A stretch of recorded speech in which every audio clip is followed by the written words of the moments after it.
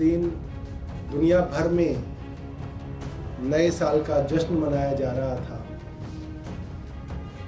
और एक सामान्य प्रोटोकॉल है कि नए साल के जश्न के दिन आधी रात और उसके बाद तक सड़कों पे लोग मौजूद होते हैं। जगह जगह पुलिस की बैरिकेडिंग लगना एक सामान्य प्रोटोकॉल है। जगह जगह पे चेक पोस्ट पे लोगों की शिनाख्त करना, कोई ड्रिंक एंड ड्राइविंग कर रहा है, शराब पी के गाड़ी चला रहा है, कोई भी इस तरीके की सस्पिशियस एक्टिविटी हो रही है, ये पुलिस का एक बहुत ही साधारण प्रोटोकॉल है कि वो 31 दिसंबर की रात को होता है। ऐसी रात को दिल्ली पुलिस को रात को करीब 3:22 पे, जो कि ये दिल्ली पुलिस का खुद का रिकॉर्ड है, एक दुकानदार जो हलवाई का काम करता है वो फोन करके बताता है कि साहब एक बोलेरो गाड़ी ग्रे कलर की जा रही है जिसके अंदर नग्न अवस्था के अंदर एक लड़की फंसी हुई है और वो गाड़ी 20 से 30 की स्पीड पे चल रही है। इसको आप देखें, 3:23 की बात है रात की, और वो आदमी उस गाड़ी का पीछा खुद करता है। 22 बार पुलिस को फोन करता है, 22 बार,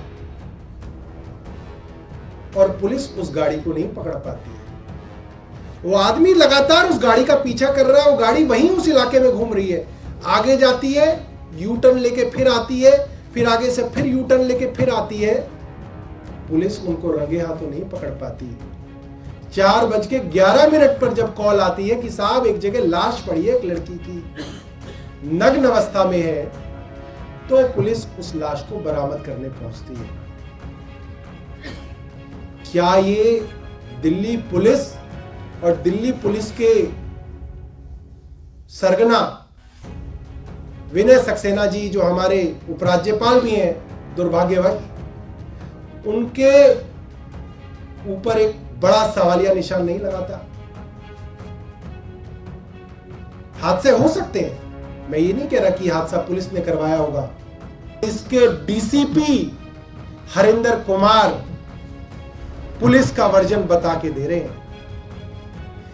मैं जानना चाहता हूं, आप सब तो पत्रकार हैं, बड़े बड़े आईएएस और आईपीएस तो शायद गाड़ियां नहीं चलाते हैं, ड्राइवर है उनके पास। आप सब तो गाड़ियां चलाते हैं, मैं भी गाड़ियां चलाता हूं। एक छोटा सा पॉलिथीन फंस जाए आपकी गाड़ी में, गाड़ी खर खर खर खर खर खर करती है। 2 मिनट में जब तक गाड़ी रोकोगे नहीं, आपको इरिटेशन होती कि गाड़ी में क्या फंस गया। एक लाश फंसी हुई है, 12 किलोमीटर तक वो लाश घसीटते हुए ले जा रहे हैं, और पुलिस के डीसीपी साहब क्या कह रहे हैं कि गाड़ी का म्यूजिक इतना तेज था कि गाड़ी के अंदर जो 5 आरोपी बैठे थे उन बेचारों को पता ही नहीं चला। गाड़ी का म्यूजिक तेज था, इसलिए 12 किलोमीटर तक वो रैली निकाल रहे थे 20 किलोमीटर की स्पीड पे, इलाके में यू टर्न मार रहे थे, उनको पता नहीं चला, और जब गाड़ी से निकल गई तब उन्हें पता चला। और डीसीपी हरिंदर सिंह यहां नहीं रुके, वो और गिर गए, और कहां तक गिरे आप नापिएगा उनकी गिरावट। वो धमकी दे रहे हैं पत्रकारों को, धमकी दे रहे हैं कि अगर किसी ने कहा कि इसके अंदर बलात्कार का शक है तो पुलिस उनके ऊपर कार्रवाई करेगी। मुझे लगता है शर्म आनी चाहिए। मैं कह रहा हूं इसकी जांच होनी चाहिए। हो सकता है इस बच्ची के साथ बलात्कार हुआ हो सकता है इसके साथ बलात्कार की कोशिश हुई हो। है दम हरिंदर सिंह के अंदर तो करे मुझे गिरफ्तार। मैं भी देखना चाहता हूं कितना दूध पिलाया इसकी मां ने। यह बदतमीजी हो गई पुलिस की कि अब पत्रकारों को धमका के कहा जा रहा है, ट्वीट डिलीट कराए गए पत्रकारों के कि तुमने कैसे कह दिया कि इस लड़की का रेप हुआ हो। मैं कह रहा हूं हो सकता है इस बच्ची का रेप हुआ हो सकता है इसके साथ रेप की कोशिश हुई हो।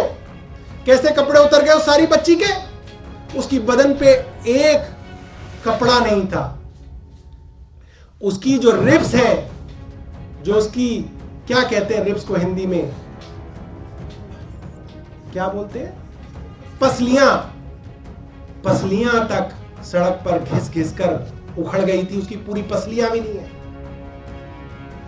उस बच्ची के शरीर पे नीचे के हिस्से पे मांस नहीं बचा, पसलियां भी घिस घिस के जो है सड़क पर टूट टूट के गिर गई हैं, और ये कह रहे हैं कि किसी को पता ही नहीं चला। बहुत शर्म की बात है। और एलजी साहब नाव में घूम रहे हैं। कल एलजी साहब नाव में घूम रहे थे। शर्म आनी चाहिए। आप कह रहे हैं कि मेरा शर्म शर से झुक गया। आपका सर अगर शर्म से झुक गया होता तो अब तक वो पुलिस वाले बर्खास्त होकर घर पे बैठे होते। अब तक डीसीपी को क्यों बर्खास्त नहीं किया गया? एसएचओ को क्यों बर्खास्त नहीं किया गया? अरे आप रात को रेन बसेरे में जाते हैं, आपको कंबल नहीं मिलते, आप सीओ को बर्खास्त कर देते हैं, अगले दिन अखबार में खबर छपवाते हैं। इतनी बड़ी हत्या हो गई, पूरा शहर शर्म से शर्मसार हो गया, और आप कह रहे हैं मेरा सर शर्म से झुक गया। अरे आप एक्शन लीजिए। और मैं एक बात और कहना चाहता हूं, ये जो सड़कों पे बच्चियां निकलती हैं काम करने के लिए, ये कौन बच्चियां हैं? जब अंकिता भंडारी के साथ बलात्कार की कोशिश हुई और उसकी हत्या की भाजपा के दरिंदों ने, तो मैंने ये बात अपने पत्रकारों को कही थी कि भाइयों ये हमारे आपके घरों की बच्चियां हैं जो काम करने निकलती हैं, जो परिवार का पेट पालने के लिए निकलती हैं, जो अपना करियर बनाने के लिए सड़कों पर निकलती हैं।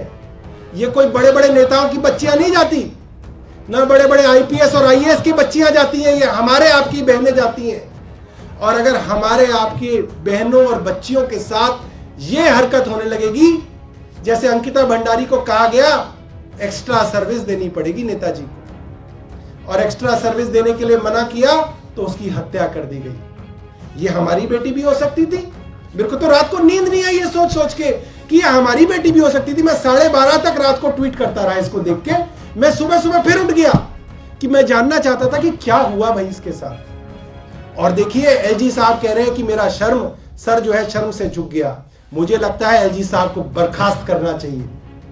मैं केंद्र सरकार से यह डिमांड करता हूं कि एलजी विनय सक्सेना जी को तुरंत बर्खास्त करना चाहिए। कैसे कैसे लोगों के हाथ में हमने पूरी की पूरी व्यवस्था दे दी। इनको कोई दिल्ली का कोई आइडिया नहीं, ये दिल्ली में कभी रहे नहीं, इनको दिल्ली के बारे में कुछ पता नहीं। इनको मैं अगर छोड़ दूं सुल्तानपुरी में तो इनको यह नहीं पता कि किस दिशा में नजफगढ़ है। ये तो ये भी नहीं जानते कि ईस्ट जाना है या वेस्ट जाना है। और ऐसे ही कमिश्नर है, कमिश्नर ला के थोप दिए जाते हैं दिल्ली के ऊपर। क्या दिल्ली का पुलिस कैडर इतना निकम्मा है, इतना नालायक है कि पहले आप गुजरात कैडर से अफसर ले आए, अब आप किसी दूसरे तमिलनाडु कैडर से अफसर ले आए? बहुत शर्म की बात है। पूरी की पूरी केंद्र सरकार दिल्ली को बर्बाद करने के अंदर लगी हुई है। मैं आपको अब वो खुलासा करूंगा जो भारतीय जनता पार्टी की दिल्ली पुलिस ने अब तक नहीं किया।